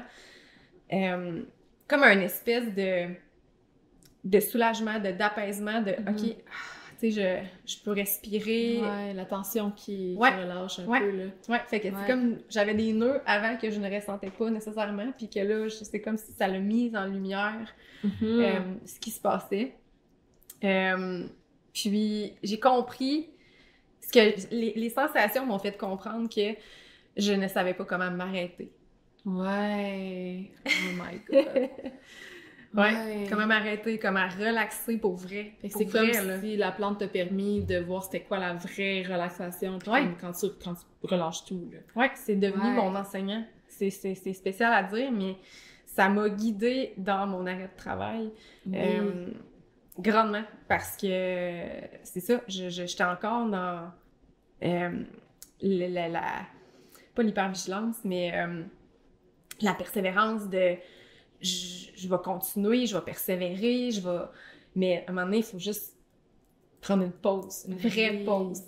Oui. Tu sais, si on regarde un peu la carte de ce moment-là, je la mettrai dans la barre d'infos de l'épisode parce que je trouve ça super intéressant. C'est le moment exact que tu me nommes. On avait ton maître d'ascendant qui est la lune, qui était en conjonction avec ton ascendant dans la maison 1. Puis tu sais, la lune, c'est le corps. La maison 1, c'est ton corps à toi, c'est ton identité. Puis c'est aussi comment on ressent nos émotions à travers le corps. Puis la lune en cancer est en son domicile. Il y a comme une puissance de nous ramener vers le yin. Fait que je trouve ça vraiment, vraiment beau. Puis en plus, l'ascendant aussi, en soirée, il était à cet endroit-là aussi. Wow. Puis t'avais Saturne puis Jupiter qui étaient en Capricorne dans la maison 7. Puis je trouve ça quand même beau de voir que ça a été un moment où est-ce que tu as créé une relation avec cet enseignant-là. Je vois beaucoup dans l'énergie de Saturne en Capricorne comme une genre d'autorité qui vient réaligner les fondations de ta vie. Puis tu sais, on aurait pu se dire que la maison 7, c'est une autre personne. Tu sais, peut-être que tu avais des personnes avec qui t'accompagnaient à ce moment-là, je ne sais pas, mais je le vois aussi comme étant t'as rencontré cette nouvelle relation-là dans ta vie qui était celle avec la plante, tu sais, qui a pris beaucoup de place par la suite, là, wow. Ben, j'étais aussi en début de relation avec mon chum qui m'a parlé Oui, c'est lui qui t'a parlé de ça, fait que quand je te demandais tantôt s'il y avait quelqu'un, parce que je trouvais ça intéressant de voir que ta planète de la santé, qui est Jupiter en Vierge maison 3 parce qu'elle gouverne ta maison 6, le seul aspect positif qu'elle formait, c'était un trigone avec tes placements en Capricorne maison 7, fait que j'étais comme le support pour sa santé, c'est vraiment quelqu'un qui lui permet de faire un breakthrough au niveau... Ben, quelqu'un qui est relationnel à la maison 7, c'est le couple aussi, fait que ce soit ton chum, c'est vraiment intéressant. Mais il semble aussi que j'avais vu un autre truc intéressant. Ah oui, parce que tu parlais que c'est le moment où est-ce que tu as appris à ralentir. C'est vraiment beau parce que, bon, on avait Lilith qui était maintenant en taureau dans la maison 11. Puis pour moi, c'est un de ses enseignements, Lilith en taureau, de pas aller nécessairement dans la productivité que la société attend de nous, puis comme de se permettre d'être dans ses sens, de connecter à son corps. Mais en plus, tu avais aussi Mars qui était en bélier dans ta maison 10. Mars, c'est ta planète de carrière. Mars en bélier, habituellement, ça va bien, c'est Mars qui est dans son signe, qui est beaucoup dans l'action puis dans le feu, mais à ce moment-là, Mars était rétrograde. Fait que c'est comme si tu as compris justement cette énergie-là de Mars en bélier que tu avais en toi, puis tu es venu la relâcher dans ton corps avec la lune en cancer sur ton ascendant. C'est magnifique d'analyser ce moment-là. Fait qu'à partir de ce moment-là, ben j'imagine que tu as commencé à connecter encore plus avec la plante, puis à comme l'utiliser plus pour toi. Puis je serais curieuse de voir c'est quoi la différence entre l'image un peu stigmatisée qu'on a du consommateur de cannabis dans la société, puis la manière dont toi se connecter avec. Parce que parfois, on va s'imaginer un poteux qui se fume avec son bong du matin au soir, puis qui fait rien d'envie. C'est vraiment souvent ça qu'on entend. Ce n'est pas mon opinion, mais je suis curieuse de voir comment tu vois cette... Ben, je peux dire que j'avais ce jugement-là avant. C'est ça que ça m'a tellement ouvert les yeux, puis à un certain moment, j'étais comme « Hey, il va falloir que je nomme officiellement que crime, j'ai jugé et je m'en excuse. » Mais tu sais, bon, j'ai on apprend, là. C'est ça, exactement. J'ai appris, puis maintenant, je comprends. Puis ça veut pas dire, par contre, qu'il y a pas des personnes qui consomment de façon non intentionnelle, puis qu'ils pourraient en bénéficier autrement. Exactement, c'est ça. Donc, c'est ça. Non, j'avais ce jugement-là, puis j'avais peur quand même, tu sais, d'une certaine façon.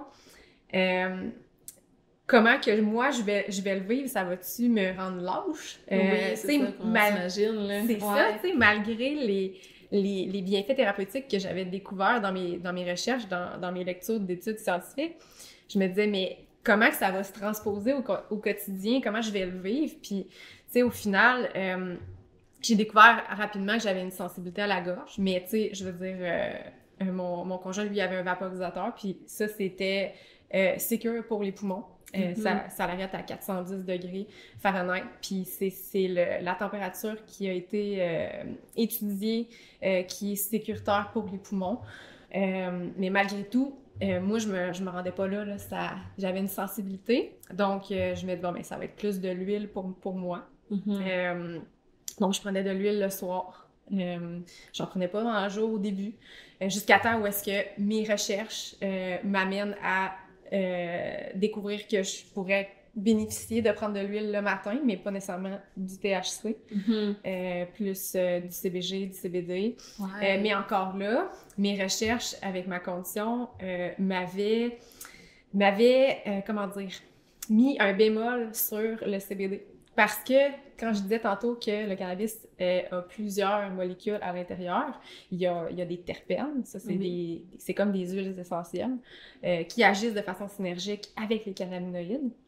Mais mettons, les autres cannabinoïdes, il y en a vraiment beaucoup, dont le CBD a des propriétés qui agissent de façon différente sur le système immunitaire. Puis, mes recherches sur le cannabis m'ont fait encore découvrir d'autres aspects que j'avais jamais découverts sur ma condition auto-immune. Wow. Qui fait que j'ai découvert que j'avais une dominance dans ma réponse de T-helper cells, là. Faudrait que j'intègre les traductions francophones. Oui. C'est correct si c'est en anglais, mais même si tu me dis en français, je suis sûre que je saurais pas c'est quoi. I need help. Ben, tu sais, c'est ce que le système immunitaire sécrète pour identifier les agents, mettons, pathogènes du système, puis il génère d'autres cellules pour aller les tuer. Puis là-dedans, il y a un équilibre qui se forme, qui fait que, bon, ben, on les identifie, on les tue. Moi, ben, j'ai une dominance qui fait qu'on attaque même les bonnes cellules, qui étaient ma glande, l'organe de ma glande thyroïde. On attaque l'organe qui est en santé. Donc, à ce moment-là, c'est que le CBD, lui, vient régulariser la réponse neutre, mais vient aussi nourrir ma dominance. Donc, moi, ça m'avait comme mis un frein comme « je pense que je devrais pas trop prendre de CBD, puis peut-être plus commencer avec le THC. » Puis ça m'avait moi-même surprise à la base, c'est voir que Karel Kerouac-Laplante, qui a jamais pris de cannabis, faut qu'elle prenne plus de THC que de CBD. Mais ça allait être ma prochaine question. Tu sais, souvent, quand on entend les effets thérapeutiques du cannabis, on va souvent avec le CBD, puis le THC démonisé. Fait que même moi, tu me surprends, je pensais que t'étais... Tu sais, on dirait que dans ma tête, c'est comme si je vois THC comme problème, puis CBD, c'est bon, tu sais. Non, mais c'est ça, tout est une question de contexte et de dosage et tous les autres éléments autour qui agissent de façon synergique. Tu sais, aujourd'hui, comment tu te sens? Ben, ton système aurait peut-être besoin plus de THC que de CBD, mais dans 6 mois, ça va être différent. Tu sais, notre système endocannabinoïde, il évolue. Puis souvent, tu sais, il va être identifié quand on a des conditions chroniques. On va avoir une déficience dans notre système endocannabinoïde. Puis moi, je l'ai vécu. Tu sais, mon dosage, au début, sais, j'ai augmenté rapidement parce que je sentais absolument rien.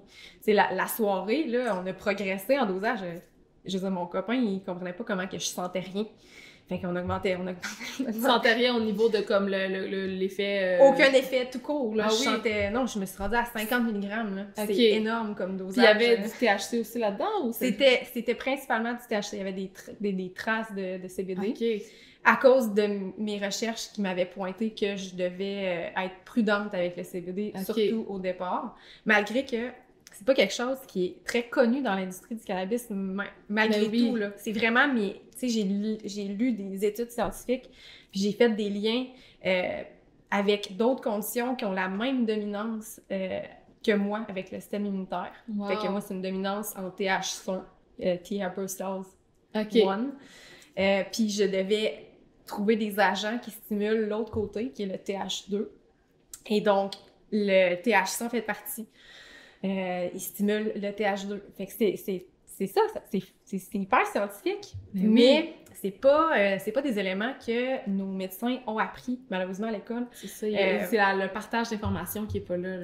Ben aujourd'hui, tu sais, je veux dire, j'ai pas vérifié ce matin, mais je suis prête à mettre ma main au feu que le système endocannabinoïde ne fait pas encore partie du cursus, du curriculum des médecins. Encore aujourd'hui. Wow. C'est fou, là. Aïe, aïe, aïe. C'est fou de voir qu'il peut avoir ces solutions-là. Puis, tu sais, moi, j'avais été surprise juste de voir le GAN. Le GAN, c'est juste du CBD. Peut-être pour ça aussi que je l'avais associé à comme le CBD, c'est ce qui est plus médical, là. Mais on dirait qu'il y a comme cette pensée-là aussi dans la société. Exactement. Puis quand que... Tu sais, j'avais pris la décision, je l'avais parlé avec mon médecin de famille, il m'avait dit oui, ça peut aider pour tes symptômes, puis pour ton système immunitaire aussi, mais tu sais, ça s'arrêtait là.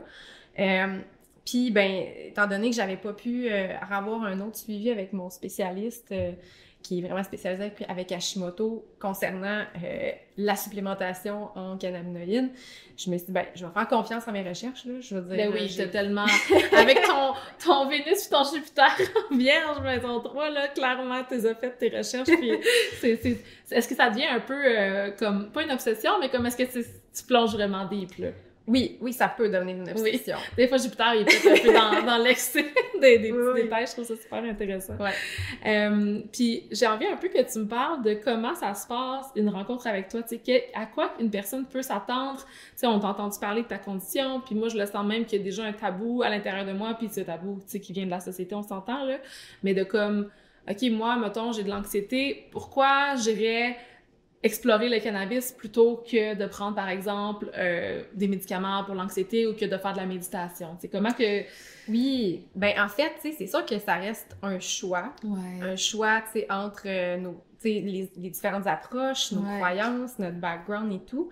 Mais tu sais, si je compare les trois approches que tu m'as présentées, la méditation peut très bien se combiner avec le cannabis, même que le cannabis va faciliter l'état méditatif, va faciliter la connexion au corps, puis le ralentissement, mais pas ralentissement de façon péjorative, là, mais bref. Ouais, de comme plus être dans une énergie yin, justement, être connecté avec son corps. Puis je suis curieuse de savoir dans tes consultations, est-ce que il y a des choses qui accompagnent le cannabis? Comment que ça se passe en général? Oui, ben ça dépend le désir de la personne dans son chemin de, comment dire, à retrouver la santé. Tu sais, il y en a que c'est pour un symptôme, fait que l'approche, l'accompagnement va être... C'est très personnalisé. C'est ça, exact. Mon approche est personnalisée. C'est pour ça que je travaille en ce moment à créer un accompagnement de groupe avec un programme éducatif qui va avoir un minimum de théorie, parce que ce que je remarque, c'est que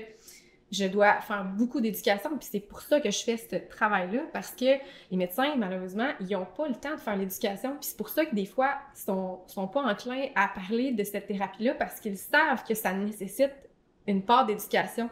Oui, fait que c'est comme il y a une genre de lâcheté derrière ça, parce que c'est tellement deep, puis il y a tellement de détails. Là, je t'entends m'en parler avec toutes les nomenclatures, puis je comprends absolument rien, puis je vois comme un peu s'illuminer à travers ça l'archétype de ta planète de carrière, parce que pour moi, Mars, c'est un leader, c'est le pionnier, c'est celui qui initie. Le Gémeaux, c'est qui transmet les bonnes informations, c'est qui recherche les bonnes informations. Ces informations-là sont invisibles avec la maison 12, sont comme, faut vraiment que tu veux le voir. C'est ça, exactement. C'est comme un côté qui est caché un peu de la société aussi, puis que personne n'en a aucune idée, là. Oui, puis parce que, tu sais, puis à la défense du système médical, je comprends quand même. Puis tu sais, ça s'applique pas juste au cannabis, mais tout ce qui est plante, c'est plus difficile à doser parce que ce n'est pas une molécule synthétique. On le sait qu'il y a 5 mg, mais 0.0, alors que la plante a plusieurs composantes, comme je disais tantôt, a des terpènes, puis les terpènes, c'est les huiles essentielles du cannabis. Exemple, tu sais, mettons, l'huile essentielle du citron, ben pour le cannabis, c'est, ben en fait, c'est le même nom pareil, là, mais c'est le terpène limonène. OK. Puis ça a des effets upliftants sur l'humeur, groundant, un peu anti-anxiété. Donc, combiné aux autres cannabinoïdes du cannabis, ben ça vient comme... Ça agit de façon synergique à aller chercher plus d'effets thérapeutiques. Mais ça, c'est difficilement anticipable pour le système de santé conventionnel. Fait que c'est dur à mesurer. Mais donc, oui. On va le mettre de côté. Ouais, c'est ça, parce que sinon, il va falloir extraire les molécules, puis c'est souvent ça le réflexe du Big Pharma. Mais c'est ça, j'allais dire, de toute façon, le Big Pharma, leur objectif, c'est pas de guérir les gens, c'est de faire de l'argent. Malheureusement, puis tu sais, je l'ai découvert, c'est ça, au travers de mon expérience de vie par rapport à ça, puis malheureusement, c'est ça, exactement. Ouais. Fait que, il y a comme un peu, moi je vois à travers l'énergie de ton Mars en Gémeaux, surtout avec tout le trigone qui reçoit de Lilith, Lune, Saturne en Verseau, comme l'archétype de l'activiste un peu qui s'incarne en toi, mais l'activiste qui s'active à travers l'enseignement, à travers l'éducation, à travers la recherche d'informations, puis de la rendre accessible justement pour les gens, que ce soit à travers, bon là, tu as parlé de consultation, un one-on-one, fait que privé, tu sais, fait que autant pour toi, même pour tes animaux, pour, tu sais, peu importe la condition, il y a vraiment, mettons, toutes les conditions que tu peux t'imaginer, une personne peut s'essayer puis comme venir voir si ça pourrait aider, là, t'sais. Oui, puis tu sais, je veux dire, je vais pas faire des fausses promesses, dans le sens que je veux dire, on peut s'asseoir puis vérifier, ben est-ce qu'il y a des applications thérapeutiques avec qu'est-ce que la personne vit. Ouais, c'est quoi ses symptômes puis quels symptômes le cannabis peut aider, là, t'sais. Exactement. Puis là, à savoir, ben est-ce qu'on va dans la voie du cannabis médical, à obtenir un document médical pour avoir accès à un plus grand éventail de cannabinoïdes, dont, exemple, ce qu'on n'a pas accès au Québec, mais ce qu'on, mettons, à la SQDC, de façon récréative, mais qu'on a accès en Ontario. C'est le cannabigérol, le CBG, puis ça, c'est très anti-inflammatoire, puis c'est vraiment bon pour l'anxiété, puis il n'y a pas d'effet intoxicant. Donc, ça peut être consommé dans le jour, puis ça paraît pas. Puis... Ouais, parce que pour les gens, justement, qui ont peur d'être high, tu sais, qui ont peur de ce côté-là du cannabis, il y a des solutions, là. Oui, c'est ça, c'est ça l'affaire. Le cannabis, ce n'est pas le THC en tant que tel, puis même le THC en microdose, c'est un autre... Tu sais, on peut tellement... Mon beau-fils, il y a comme un 0 point quelque de THC dans ce qu'il prend, tu sais, c'est un enfant, là, fait puis... c'est sûr qu'il le sent pas, là. Non. C'est juste pour activer, je pense, la CBD, c'est ça? Ben, c'est ça. En fait, c'est pour permettre d'aller chercher tous les effets thérapeutiques du CBD. Parce que si on prend un CBD avec 0 THC, on pourra pas en bénéficier pleinement. Puis, tu sais, les gens peuvent en être surpris d'entendre ça, mais c'est vrai parce que le CBD n'adhère pas super bien au système endocannabinoïde, va adhérer à d'autres récepteurs, comme, mettons, les récepteurs de la sérotonine. Mais pour adhérer au système endocannabinoïde, il y a besoin d'un peu de THC, d'où le fait, tu sais, la plante le produit... naturellement. Exactement. J'imagine quand tu vas extraire les deux, c'est que tu fais une transformation dans la plante, là. C'est ça, exactement. Fait que, tu sais, pour revenir à ta question de tantôt, mon approche, tout dépendant de ma clientèle, ça dépend vraiment de ce que la personne souhaite. C'est sûr que moi, je vais préconiser vraiment un travail holistique parce que je le sais que la personne va aller chercher plus de bienfaits thérapeutiques, va aller chercher plus que si on reste à OK, ben la mentalité, si on veut, petite pilule magique pour symptômes, puis pas regarder les autres sphères de la vie.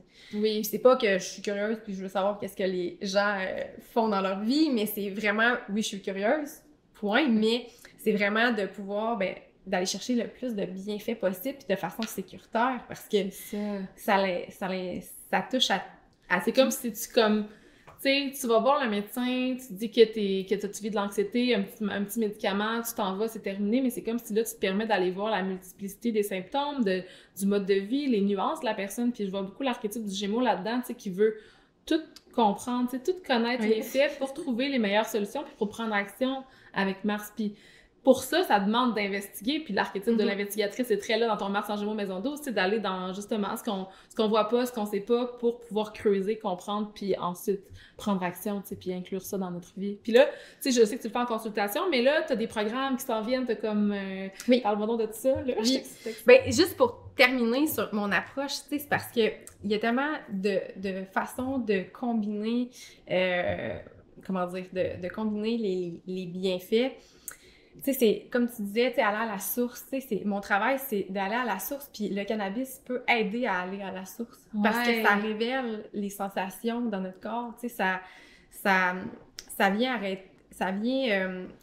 fait, un peu comme les psychédéliques, ça interrompt le réseau du mode par défaut, qu'en anglais on appelle le Default Mode Network, puis ça, c'est tous les automatismes dans notre vie. Ouais. Tu sais, comme nos habitudes, puis sans même qu'on fait, sans même penser.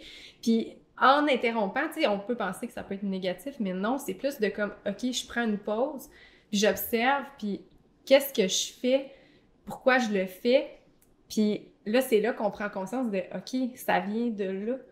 Puis c'est pour ça que... Ça. Le cannabis nous aide à prendre conscience. Exactement. Ouais, puis déjà, juste de faire le pas, tu sais, de vouloir se questionner sur comment je peux faire, tu sais, me prendre soin de moi autrement, tu sais, guérir mes symptômes autrement. Pour moi, c'est déjà un pas de conscience. Fait qu'après ça, t'es juste accompagné à travers ça. Là. Ben, c'est ça. Ouais. Donc, étant donné que c'est ça, en faisant des consultations privées, j'ai remarqué que l'éducation est primordiale. Ouais. Puis en même temps, ben, tu sais, bon, le temps, c'est de l'argent, autant pour la personne qui me consulte que pour moi. Je me dis, comment je peux optimiser? Puis là, je sais pas si tu vois quelque chose dans ma carte d'optimisation, mais je me dis, comment que je peux encore mieux servir autant ma clientèle que moi, en tant qu'entrepreneur, comment que je peux... Parce que je veux pas... Bon, mais ma condition est encore là, même si... je me considère en rémission. Je veux dire, on a... un mode de vie plus lent, plus careful. Ben, c'est ça, c'est que je veux maintenir, tu sais, le choix de devenir entrepreneur, c'est de pouvoir maintenir une vie saine, tu sais, de pouvoir continuer d'intégrer le mouvement à ma vie, continuer de prendre soin de moi, puis d'être équilibrée dans mon mode absolument, de vie. Là, puis c'est ça que j'enseigne, donc je prêche qu'est-ce que j'enseigne. C'est ça. Fait que comment ça se présente, ces enseignements-là? Oui, ben en fait, mon objectif, c'est de les transmettre en ligne. Donc, j'ai une vingtaine de modules que j'ai inscrits dans ma table des matières. Puis là, je suis en train de travailler chacun des modules. Tu sais, c'est vraiment pour établir... Tu sais, je veux pas donner... Ben, pour le moment, du moins. Je veux pas donner un cours comment devenir... guide et coach en thérapie du cannabis, c'est pas ça l'objectif. Utiliser pour soi? Exactement, c'est comme pour pouvoir permettre aux personnes que... Parce que, tu sais, je veux pas, ce qu'on doit considérer, c'est que la thérapie du cannabis est coûteuse quand même. Ouais. Oui, il y a moyen de rendre ça le plus économique possible. Il y a plusieurs modes de consommation, donc on peut jouer avec tout ça. Mais il y a encore juste quelques quelques assurances qui les couvrent, puis ça dépend du contrat.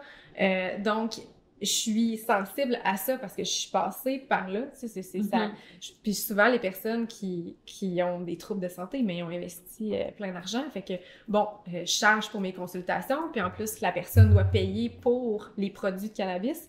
Donc là, je me dis, OK, comment je peux améliorer leur expérience à travers ça pour que ça les incite à vouloir essayer le cannabis, parce que des fois c'est un frein, puis malheureusement des fois ça peut s'arrêter. Il y a beaucoup de freins quand on pense au cannabis, justement à cause du manque d'informations, qui fait que juste d'aller consulter quelqu'un pour être accompagné là-dedans, c'est peut-être un peu overwhelming, fait que de pouvoir transmettre l'information, j'imagine, à plusieurs personnes en même temps aussi, tu sais, c'est comme faire un peu ton changement dans la société. C'est ça, exactement. Donc, la composante de groupe, pour moi, qu'est-ce que je vois, c'est que d'un, on apprend en groupe.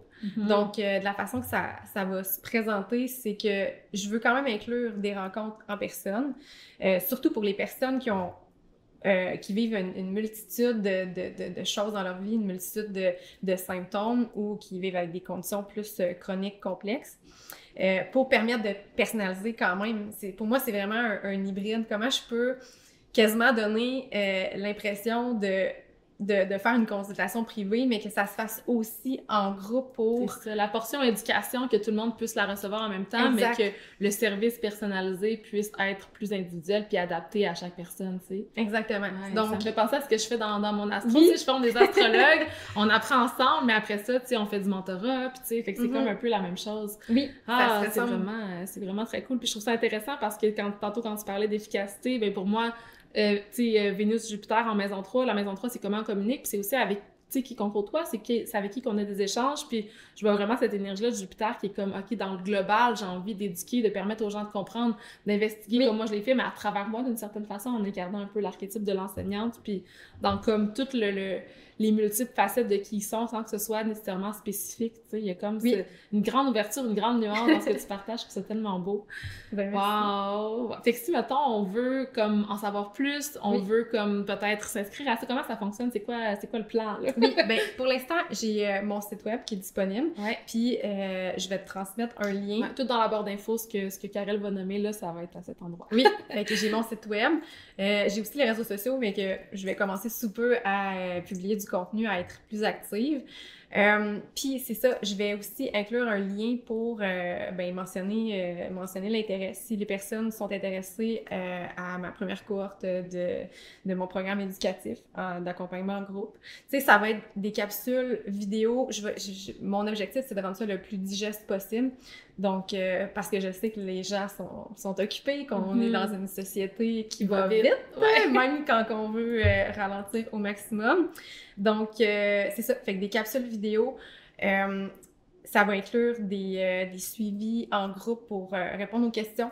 Il va y avoir aussi un espace de groupe privé pour poser des questions, pour en même temps partager l'évolution, comment qu'on vit, exactement, comment qu'on vit la thérapie. Se sentir soutenu, là. Exactement. Je veux vraiment que ça soit, c'est ça, tu sais, un petit cocon qu'on se sent sécuritaire, qu'on se sent soutenu, supporté. Puis ben au travers de ça, 3 rencontres, 1 à 1. Ben du moins c'est ça, je vais peut-être l'offrir, tu sais, de façon autonome aux personnes qui se sentent plus autonomes dans leur apprentissage. Oui, c'est ça. Il y en a pour différents types de personnes. Des personnes qui aiment mieux être accompagnées. C'est très énergie de ton ascendant cancer, je vais prendre soin de toi. Oui, des personnes qui vont recevoir l'information, l'énergie de ton Mars en Gémeaux. Oui.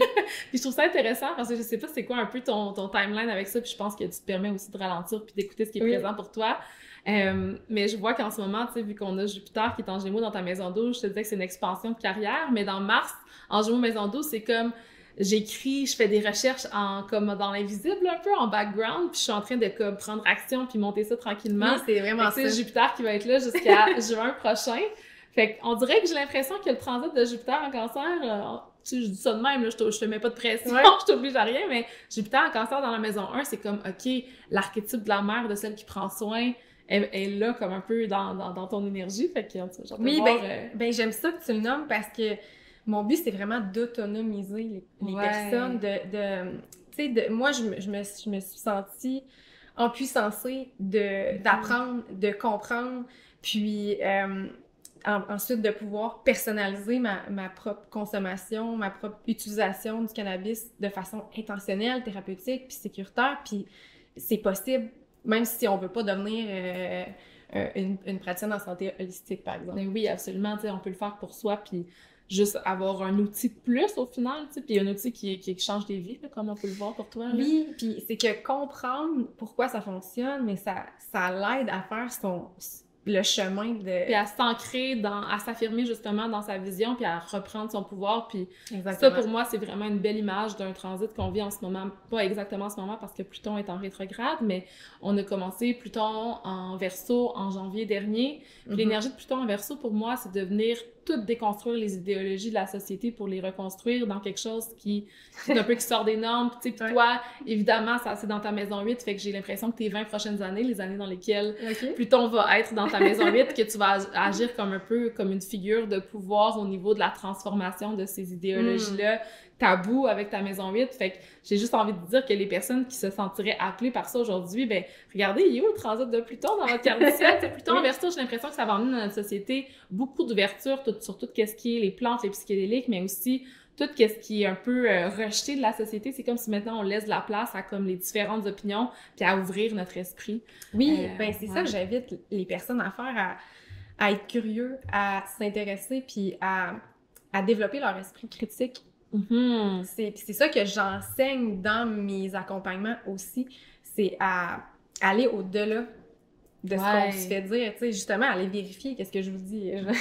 Puis pour moi, c'est une belle forme de comment, une belle expression de comment cette opposition de pleine lune que tu as dans ta carte du ciel se présente dans ta vie, parce que j'ai l'impression que souvent, quand on est dans juste notre soleil, juste notre lune, comme l'énergie de ton soleil en lion qui est comme choisi avec mon cœur, l'énergie de ta lune en Verseau qui s'ouvre l'esprit pour comprendre, c'est comme si tu l'as réglé en te permettant justement d'être dans la nuance, puis de pas aller d'un côté ou de l'autre, de pas aller dans la division, dans la séparation, puis de comme l'esprit critique, c'est exactement ça, là, c'est d'être capable de voir tous les côtés puis de savoir ce qui est bon pour soi au final. Là. Tout à fait. Ouais, c'est bien dit. C'est vraiment beau. Merci, Karel. Est-ce qu'il y avait autre chose que tu aimerais ajouter pour la fin de notre épisode? Ben non, mais je veux te remercier. Ben merci à toi. C'est fou parce que ça faisait longtemps qu'on voulait enregistrer cet épisode-là, comme il y avait toujours quelque chose qui se passait, puis j'ai l'impression qu'aujourd'hui, avec ce qui se passe dans le ciel, ça fait quand même beaucoup de sens, tu sais, avec l'énergie des éclipses qu'on va avoir en Poisson dans les prochaines années. Il va y avoir une amplification justement de la connexion à quelque chose de plus grand, d'une énergie qui est un peu spirituelle, tu sais, qui est vraiment moins dans comme une genre de rigueur, puis un côté qui est peut-être un peu plus fermé, exactement. Fait que je pense que c'est un beau moment justement pour s'ouvrir aux autres possibilités. Ben oui, ben, c'est bien dit, puis restez à l'affût. C'est ça, si vous êtes intéressé, ben, allez vous inscrire dans le lien que Maud va déposer. Ouais, tout va être dans la barre d'infos si vous voulez aller suivre Karel sur les réseaux sociaux, aller voir son site web ou vous inscrire à la liste d'attente. Merci Karel. Merci Maud.